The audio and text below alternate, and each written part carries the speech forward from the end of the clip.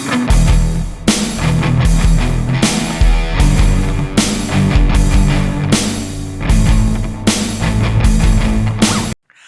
guys, and welcome. Green Reaper here. We got ourselves another movie review. That's right, another movie review. Sorry about that. For all of you new people out there, welcome. Who have just discovered my channel or came across this video, who have not seen any of my videos, just welcome. For all you people who have been here before, subscribed and all that, welcome back. And yes, this is the second review for this year I've actually did. We're going to be talking about Bullet Train. Did I like it? Did I hate it?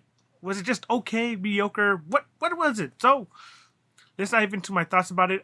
This time I actually, typed it out on the computer. And, usually I do it at the top of my head, just talk about, certain things. But this time I'm going to go a little bit more, structured about it. We're going to talk about the cast, story, visuals, and effects. So if you see me looking up sometimes, I'm just, referring to what I wrote down. But without further ado, we're going to jump into the review for Bullet Train. So I saw this the opening weekend it came out, and, I was thoroughly impressed, actually. I really enjoyed it. The story and the structure of it was, very Quentin Tarantino, Guy Ritchie kind of, vibe. Visuals were very stunning. So, further ado, we're going to jump into the cast. So let's go. Let's start talking about, we got Brad Pitt, who plays the main character, of course. His codename was Ladybug, who's basically an assassin with bad luck. He was just coming off his break, stuff like that. So, seeing a therapist, stuff like that. Now, his first job back is this job. Lucky or unlucky for him. Who knows, right? So, now this job, he has to deal with whatever issues he's dealing with in this job, he tries to do his job, but also try to do it, where it doesn't, where he's still dealing with what he's got to deal with, with his past job, with the past jobs, and where he wants to be mentally, physically, and all that stuff like that. Whereas, is his heart in this job anymore? That kind of stuff, that kind of, existential crisis that he has to deal with while doing this job. All right, then we got Aaron Taylor Johnson. Remember him from, let's see, Avengers, playing Quicksilver, or in Godzilla. Playing a bunch of other, characters as well. But yes, he's in this movie as well, and he plays another assassin. Oh, surprise, surprise. Most of the people on this list are playing assassins. So, his codename is Tangerine. The codename's got to go, not as creative, but, whatever. He's half of an assassin team with his brother, codenamed Lemon. I don't know why, but yeah, they're a pair to be reckoned with as well. They're not, some kind of, assassin like, whatever. No, they're, cream of the crop kind of assassins, basically. Something you want, if you want the job done, they're the ones you would call. Yeah. They, of course, are on the team as well. Tangerine is a little bit, so out of the two, the Tangerine is a little bit more action heavy. Doesn't really, care about he's not detail focused or oriented. Give him what he's got to do and he'll do it. Doesn't map it out or something like that. That's more of Lemon's thing. Tangerine is also not as well tempered.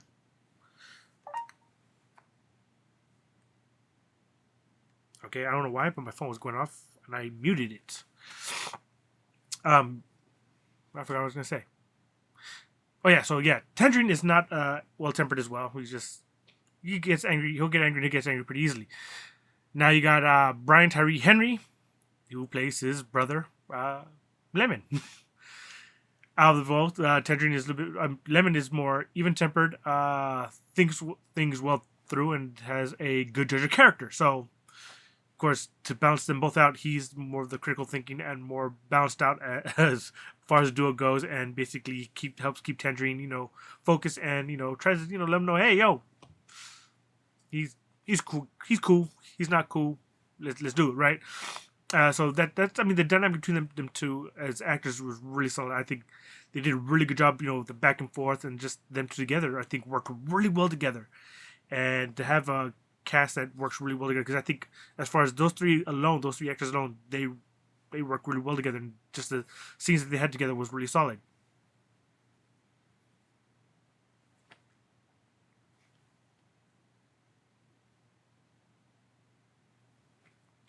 But that also, shows that, they had really solid chemistry, and you need that with actors and actresses.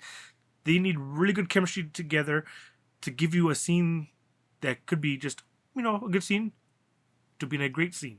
So their scenes were just phenomenal. Just love watching them together, just the way they talked and interacted with each other. So that was really solid. but yeah, the comedic timing was solid. They weren't like jokes, but there were some jokes in there, but there were just some of the way they delivered their lines. Made it a little bit funny, which is supposed to be a bit funny, but not said in a joking kind of way, if you know what I'm saying. And I really enjoyed how they did all that. Then we got move on to Joey King, which I was kind of surprised when I saw her in the trailer. I was kind of surprised that she was in this movie, and for the character that she was playing, and she was in it longer. I thought okay, she's in this. What's her purpose, right? Joey King's code name is the Prince, and yeah, yes, she's a girl, yes, but her code name is the Prince. Whatever, who cares? But I think also with her code name, it also throws people off and gives them like Prince, but yeah, exactly. You're not expecting a girl. But yeah, she plays a young, intelligent woman. I mean, as far as intelligence goes, she's not smart, but super smart. She made this elaborate plan to get things going, and it's working in her favor so far. Not even an assassin, which is even funnier. Yeah, she's just another person on this train that has motives of her own.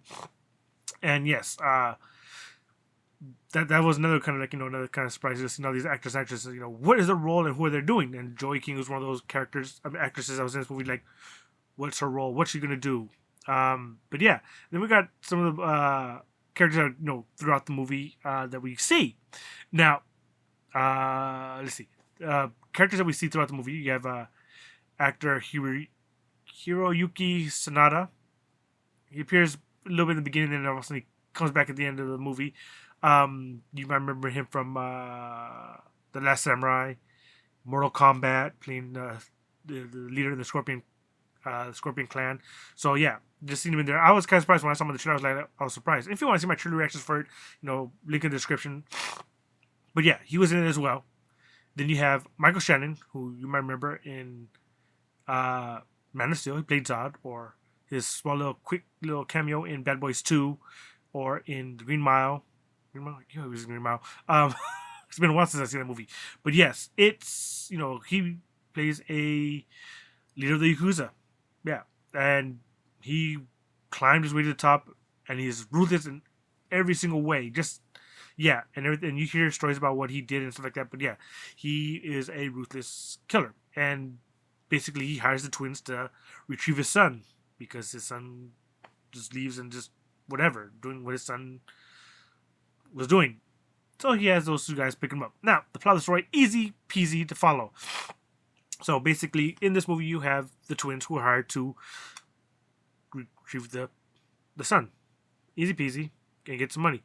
Now, Brad Pitt's character is hired to get said case that was filled with money, which he has no idea what's in the case, but he's set to pick up the case. We don't know what's in the case until about almost maybe a quarter into the movie, when we finally figure out what's in the case. Not by what they show us, but what they tell us. And so we're kind of like, oh, okay. So you have one person stealing money from another assassin who's getting paid for it to do the job. Yeah, it's a big back and forth. And of course, the whole movie you're running through it, and it's not like it's a linear movie with a lot of oh, stop, wait, let's give a little side story of what's going on, let's jump back into it kind of feel. That's why it kind of reminds me of like Guy Ritchie or Quentin Tarantino movie, because it's not like straightforward. It's straightforward, but it jumps out and then goes right back in. With Quentin Tarantino, it's going, jump, stop, let's go back, and then all right, let's go back to where we started at. Guy Ritchie does a little bit of that too as well, but not as much as Quentin. But yeah, their storytelling, I enjoy their storytelling, and but yeah. So we have also another assassin. Zazie Beetz makes an appearance, and she's another assassin. We only see her for a brief moment, but we get a connection to who she is and why she's connected to one of the other assassins, and who they know that assassin as. And then we have another actor, which I was kind of surprised to see later on, but Andrew Koji and Bad Bunny too. I didn't know who Bad Bunny was. I really don't follow his music, but I was he was in it too. He plays kind of like a minor role, but a significant character. He wasn't in it for too long. Then Andrew Koji, can't remember where he was from, but I know I've seen him somewhere. Oh, it was that HBO movie story. I think it's Warriors. I can't remember. I think it's Warriors. Netflix, HBO. Oh, it's one of those. Netflix. I think it's Netflix. Now I can remember. But yes. He was in it as well. Okay, so those are the main, main ones besides Zazie Beetz and Bad Bunny. Those are the main ones. Is Andrew plays the son of the former Yakuza member that played Scorpion. I can't remember. Damn, I can't even remember his name. Hiroyuki, and his son was pushed off the roof, and basically Hiroyuki told him, you're a disgrace. You're supposed to protect your son, and so now he's on a mission to get the person who's responsible for pushing his son off the roof, and that sets him onto the train as well, so he can go find the person who pushed his son off the roof and put his son in critical in the hospital. So there we go with him, and he's dealing with his whole issues of who he is as a father and who his father is as well. A whole lot of stuff, but I'm not going to give away any of the movie as well. Then we go along and we run into a few actors that we see, but are in it for minor moments. We have Masaoka, who of course was from Hero, and also in Hawaii Five-0, and a few other things. Also a cameo in there was Austin Powers' Gold member, or the spy who shagged me, or who's in the original Austin Powers? He was in one of the Austin Powers. He made a quick cameo appearance. I think it was part 2. And he plays a train conductor, and he was only in it for a few brief scenes. But just seeing him on there, I was like, oh my god! But just seeing like the cameo appearance was kind of like shocking. I was not expecting that. It was pretty hilarious. Then we have Karen Fukuhara, who, for most of you know her from, is The Boys, but she was also in Suicide Squad. She played, I can't remember the name of the character, but she wore a mask most of the time. But yeah, I remember her from The Boys. When I was looking at like why she was familiar, and I saw that she played in the Suicide Squad. I'm like, that's why. She was like barely see her face in Suicide Squad, but yeah, she played Katana, and yeah, I was kind of like, oh, okay, wasn't expecting that, but there's her in there for that quick, brief little second that she was in there. I was kind of like, damn, they got these actors and actresses come in for little cameo appearances, which I loved, and just the fact that they took the time to actually come in and do an appearance was pretty amazing. Another appearance was Channing Tatum doing another quick goofy appearance and doing little sexual jokes that was hilarious, and just seeing him in there just goof around like that was hilarious, and I wasn't expecting it as well. This movie felt more like a friends getting together and saying, hey, can you just come pop in and do my movie real quick? Sure, why not? That's what it felt like when you see a bunch of other actors just for minor roles to who they could have got anybody or any other actor to do it, but they got these big name actors do it. Sandra Bullock coming in doing a little appearance. You only see her a couple times, but you hear her voice. Then, of course, the biggest cameo that was like super quick was Ryan Reynolds. Yes, Ryan Reynolds made a quick cameo appearance as well. I don't know if it was a favorite of Brad Pitt for his cameo appearance in Deadpool, because it was that brief of an appearance, which is hilarious. But as far as the movie goes, you got the action sequences. Solid action sequences. The fights were amazing. Just the way it was shot was really good. Visually, we got the lighting effects were pretty amazing. If you see the movie Kate, you get certain scenes that kind of like that, where they had like a lot of the neon lights, stuff like that, which looked really well. It was really well shot, really well lit. That's what I appreciate about it. There's some green screen elements that you kind of notice a little bit, but not too much and over the top. The end sequence, of course, there was a lot of the CGI, which kind of took the special disbelief was really good up until the end when the train crashed. I was kind of like, ooh, a little too much too far, where it's kind of like, okay, suspension of disbelief, and all that, but I don't know. That was just my opinion alone. You guys might have liked it. Fight scenes, though, hand-to-hand combats were really solid. Gunplay was really good. So as far as that goes, the special effects were really solid. The fights were kind of like, John Wick, kind of the gunfight was really solid. The hand-to-hand combat was really good. Not as far as, gore and stuff like that goes with that, but good enough to be where it's a solid movie. And, visual effects, I didn't think the CGI was bad. I think it was a really solid CGI. The special effects were really, really done. And I think everything being lit the way it was worked perfectly for them. I think this is a movie that was really shot really well. And if you're a movie that,